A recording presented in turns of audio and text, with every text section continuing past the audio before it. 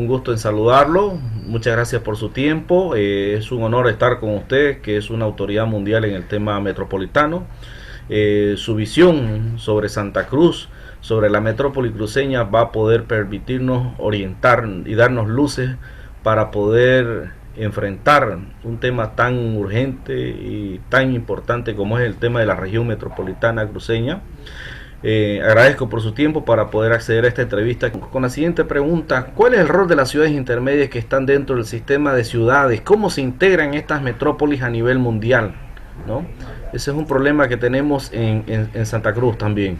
Bueno, la pregunta es híbrida. Me parece que tiene dos partes, ¿no? La parte de las ciudades intermedias dentro de una metrópolis, y eso creo que lo he contestado suficientemente con anterioridad, y cómo esas metrópolis se integran en un proceso mundial de globalización metropolitana mundial, ¿no? Estamos viviendo un momento histórico. Estamos viviendo un momento histórico en donde la fuerza de los países ya no son el país en sí, sino que el motor de esa fuerza son las metrópolis. Hay países como puedo mencionar, Filipinas. Manila es el 70% del Producto Interior Bruto de Filipinas. El Cairo es el 66% del Producto Interior Bruto de Egipto. Buenos Aires está entre, algunos dicen el 50, el más del 50, y otros dicen hasta el 80% del Producto Interior Bruto de Argentina. Esos países sin sus metrópolis no serían nada. No serían más que un 30% de lo que ya son, ¿no?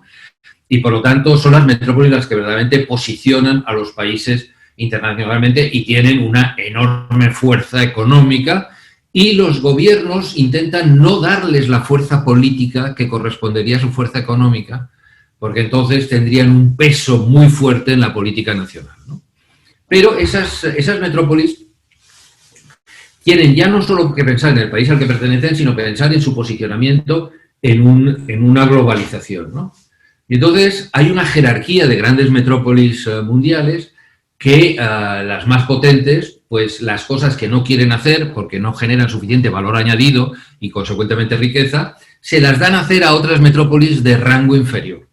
Con lo cual, o la metrópolis es competitiva y se posiciona en un rango alto dentro de la estructura mundial, o inmediatamente pasa a derivar y ser complementaria de otra metrópolis internacional, que es la que le manda lo que ella no quiere hacer, ¿no?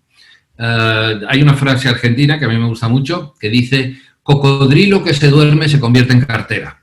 Es decir, que aquella metrópolis que no aprovecha al máximo sus potencialidades de posicionamiento global, internacional y productivo, automáticamente otra metrópolis la asume, la domina y le manda a hacer las cosas que esa metrópolis que tienen menos valor añadido, por lo tanto menos riqueza, y la metrópolis principal se queda con la riqueza del valor añadido y le deriva las cosas que no vale la pena a esa segunda metrópolis. Por lo tanto, las metrópolis tienen que estar compitiendo y complementándose en el mundo, y Santa Cruz tiene en estos momentos un cambio, digamos, histórico, por el mero hecho de que en el siglo XX ha cambiado la estrategia de transportes internacionales de ser transportes marítimos a ser transportes aéreos. Cuando una metrópolis es muy competitiva porque tiene una población muy preparada, muy educada, muy capaz de tener unos profesionales que dotan de alto valor añadido a los productos que se generan en esa metrópolis, y por ejemplo, para no hablar en términos de tecnócrata, estoy hablando, pues, por ejemplo, de la Bahía de San Francisco. Cuando la Silicon Valley, a 1 kilo de material, que es lo que pesa un laptop, le dan un valor que es de 2.000 euros, pues claro, ese laptop no va a ir en barco, porque cuando llegue a su destino va a estar la siguiente generación ya de laptops en el mercado, ¿no? Ese laptop, esa informática, va a ir en avión. Y por lo tanto hemos vivido en estos últimos 50 años un cambio estratégico del transporte marítimo al transporte aéreo.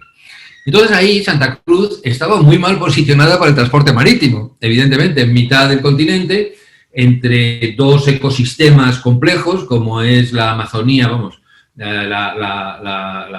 el bosque tropical brasileño, la Amazonía, que llega hasta Santa Cruz, y después los Andes con sus enormes alturas y sus dificultades de transporte, ¿no?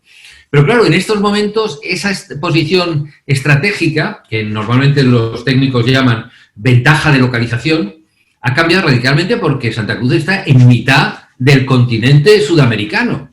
Está a igual distancia de Bogotá, de Buenos Aires, o de Sao Paulo, de Santiago de Chile, y por lo tanto puede cambiar su papel radicalmente. Santa Cruz se puede convertir en un hub no solo de pasajeros, sino lo que Madrid es entre Europa y Latinoamérica. Cuando nosotros en Madrid empezamos a hacer un plan estratégico, Madrid tenía el aeropuerto 9 millones de pasajeros y ahora tiene 51. Y eso es gracias a haber hecho un plan estratégico con una visión de posicionamiento internacional de Madrid entre Europa y Latinoamérica. Bueno, pues Santa Cruz tiene un posicionamiento también estratégico desde el punto de vista aéreo, porque puede ser un hub no solo de pasajeros, sino también un hub de mercancías.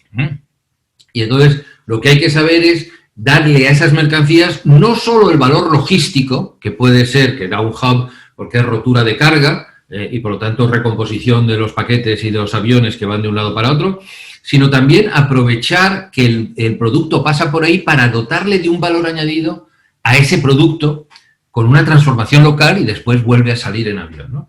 Y puedo dar muchos ejemplos de aeropuertos en el mundo, de ciudades que son intermedias, pero que cumplen funciones logísticas fundamentales. Bueno, para si quieren estudiarlo, Indianápolis, en Estados Unidos, es el centro de Estados Unidos de FedEx, de los aviones de FedEx, y todos los aviones llegan a las 10 de la noche de todos los puntos de Estados Unidos, reparten esa paquetería y reparten esas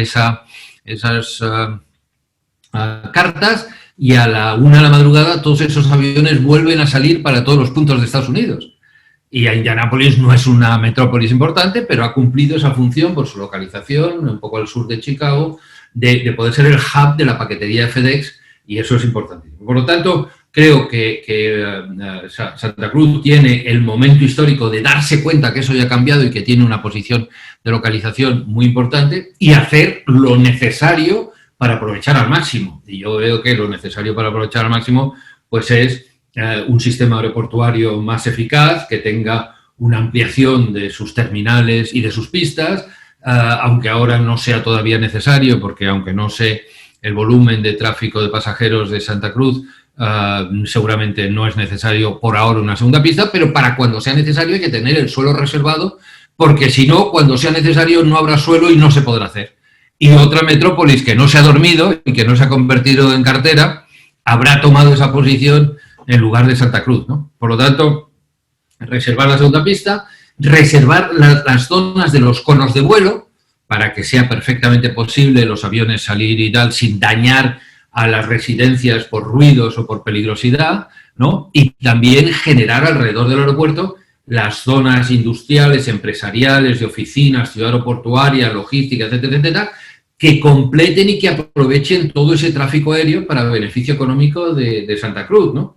Y evidentemente tiene que tener una conexión con el centro urbano, una conexión que no puede ser por BRT, por autobús articulado, tiene verdaderamente que ser por ferrocarril, tiene que ser un sistema de cercanías que llegue a la estación central de Santa Cruz, donde ya el pasajero pues se toma un taxi local o puede coger el BRT, pero tiene que tener una estación en el aeropuerto y tiene que ser un sistema de cercanías que vertebre, no solo para el aeropuerto, pero que vertebre el conjunto de Santa Cruz, y Santa Cruz, que en estos momentos tiene en perspectiva llegar a 3 millones de habitantes, creo, el conjunto de la metrópolis. Dentro de unos años, una ciudad con 3 millones de habitantes, una metrópolis con 3 millones de habitantes, requiere un sistema ferroviario para funcionar competitivamente. Y la prueba del caos y del desastre, del que no lo tiene, es Bogotá, que no tiene más que un sistema de BRT, y la gente, yo conozco personas que tardan 3 horas y media en llegar a su puesto de trabajo. Y eso Santa Cruz no se puede permitir no tener una visión de futuro con esas infraestructuras necesarias para el momento adecuado, pero habiendo reservado y sabiendo cómo hay que hacerlas, porque si no, cuando llegue ese momento adecuado será tan desastre como Bogotá, ¿no?